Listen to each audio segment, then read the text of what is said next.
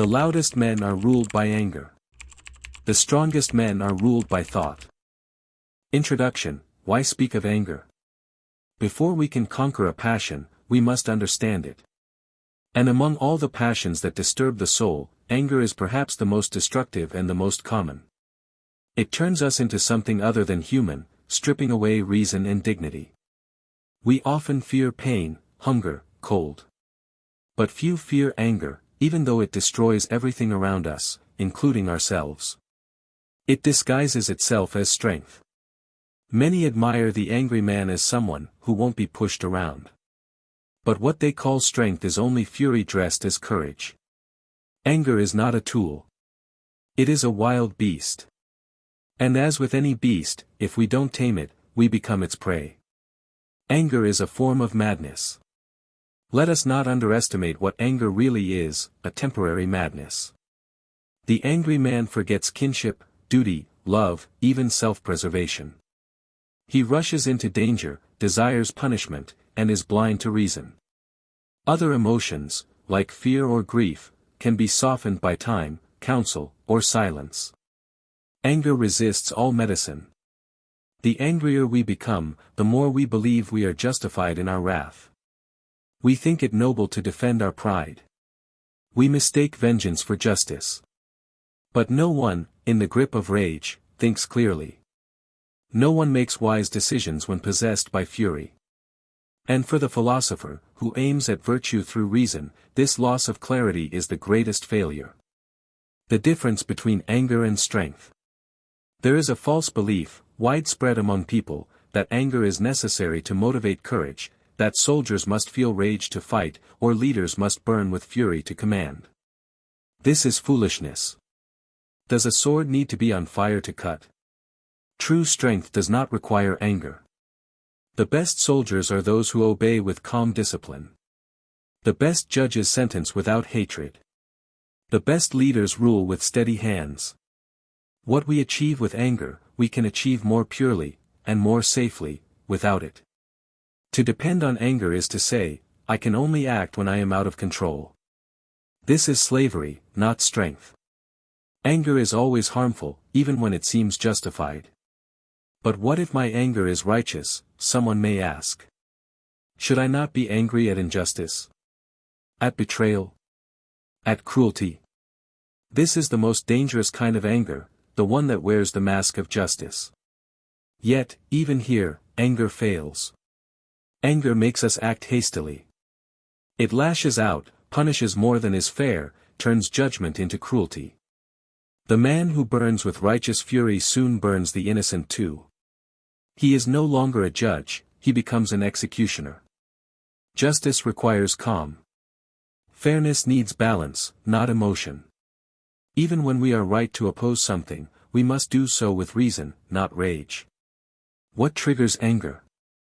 At its root, anger springs from unmet expectations. We are not angry because something bad happened, we are angry because we believed it shouldn't have. A man expects loyalty and is betrayed. He expects respect and is mocked. He expects good fortune and is met with loss. The gap between what he expected and what occurred gives birth to anger. Therefore, one way to weaken anger is to expect less from life, or rather, to expect life to be what it truly is, unpredictable, difficult, and not obligated to fulfill our desires. If we train our minds to see hardships as natural, we will stop treating them as insults. Anger often harms the one who feels it. Even if anger achieves its goal, even if it punishes the offender, what then? The harm it causes to the one who feels it is often greater than the harm it meant to prevent. Anger breaks sleep. It consumes the mind with imaginary arguments and future revenge. It steals peace and poisons relationships. It sharpens our tongue, clouds our judgment, and ruins our health. Many diseases of the body are worsened, or caused, by fury. The body becomes the battlefield of the angry mind. The angry man is a slave to others. Here is the paradox: the angry man thinks he is strong, but in truth, he is ruled by others. Every offense, every insult, every slight word has the power to dominate him. His enemies live rent-free in his head. He becomes the puppet of their actions.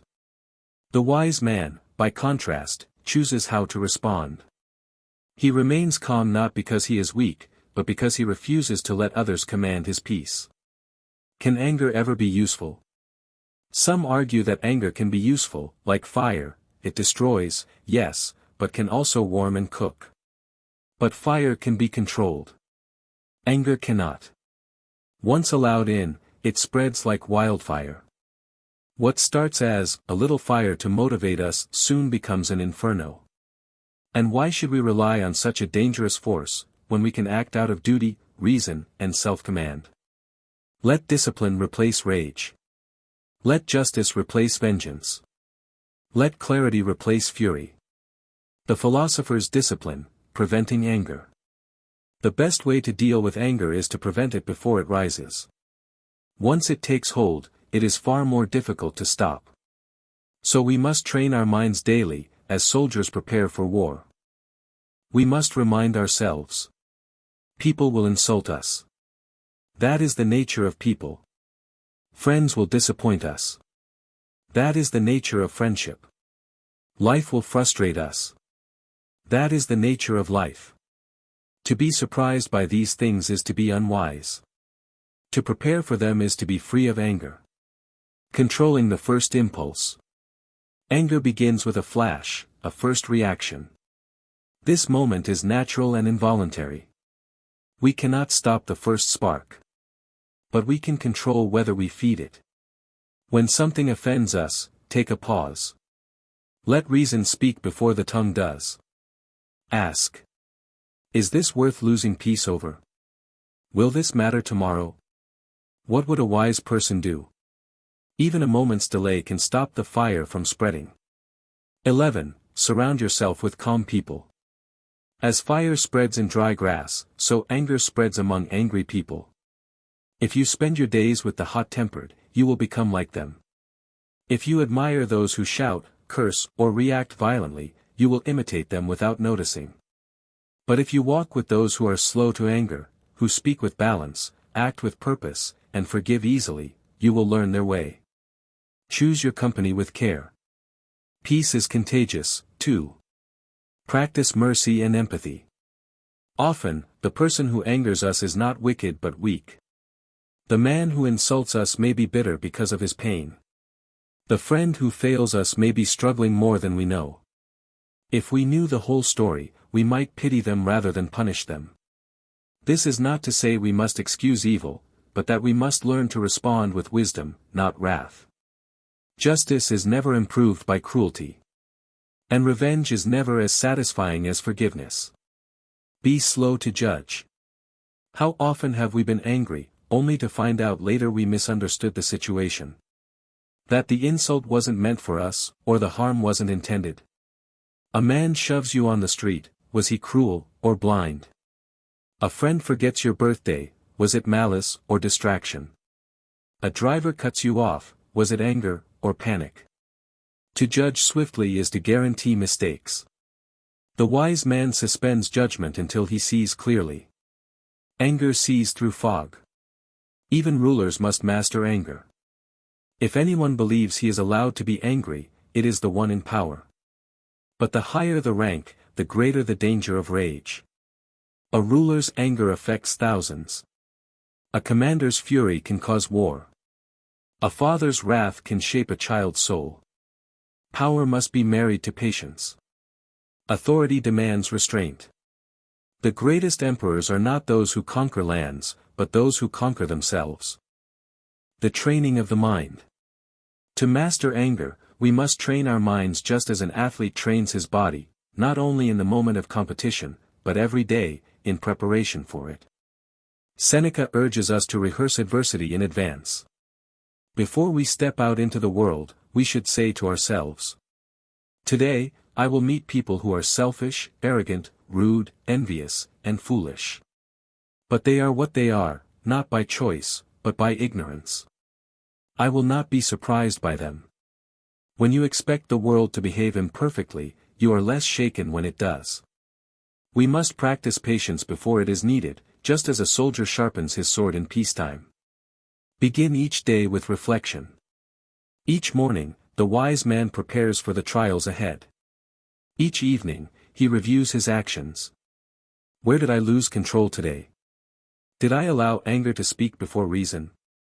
Did I misjudge someone? Was I too quick to blame? This is not self-punishment, it is self-awareness. The mind, like the body, must be observed, stretched, disciplined.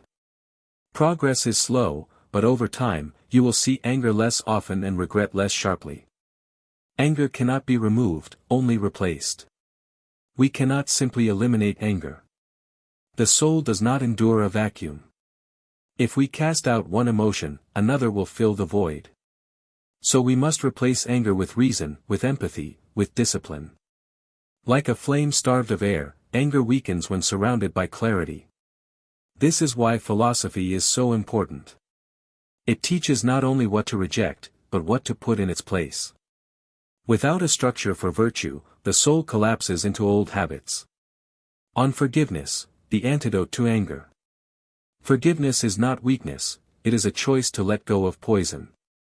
When we hold on to anger, we drink the toxin and hope it harms another. Forgiveness frees us from that weight. It is not about forgetting, but about releasing the desire for revenge. Seneca writes that mercy is most beautiful when shown by those who have power.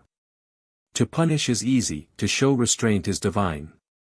When someone wrongs you, ask, is this person already suffering? Is further harm necessary?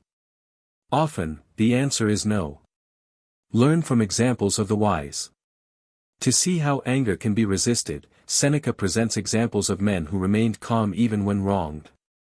Socrates was insulted in public but responded only with wit. When slapped, he simply walked away, saying, "Should I be angry that someone fails to recognize who I am?" Julius Caesar, when handed a list of conspirators, chose not to read it, preferring peace over suspicion. He understood that paranoia would only bring unrest. These men understood, you cannot control others. You can only control your response. Learn also from the angry. Likewise, look at those consumed by anger, tyrants, warriors, judges, even ordinary men. How many destroyed themselves in the pursuit of revenge? How many lost friends, family, or peace simply because they could not control their temper? Think of Achilles, the greatest warrior in Homer's Iliad. His wrath leads to the death of his closest friend, Patroclus. His rage, not his enemies, caused his deepest loss. The lesson: anger destroys more than it defends. Anger in small things leads to great harm. One might think, but my anger is over small things. It is harmless.